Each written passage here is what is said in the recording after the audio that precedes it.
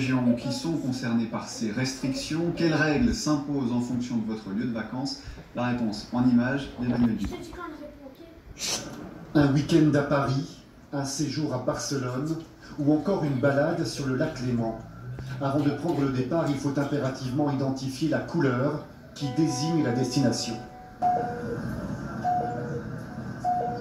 Quand la zone est rouge, les voyages sont interdits. Et si elle le devient quand vous êtes déjà sur place, le test et la mise en quarantaine sont obligatoires, quelle que soit la durée du séjour.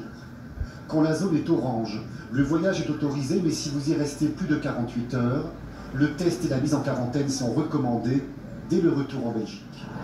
Chaque jour, le ministère des Affaires étrangères évalue la situation épidémiologique dans chaque pays.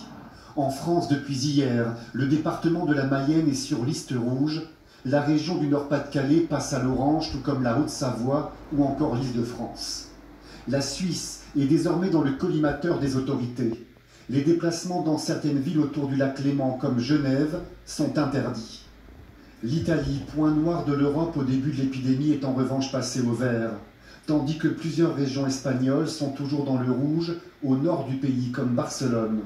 Enfin, certaines zones aux Pays-Bas, comme la province maritime de Zélande, sont également passées à l'orange.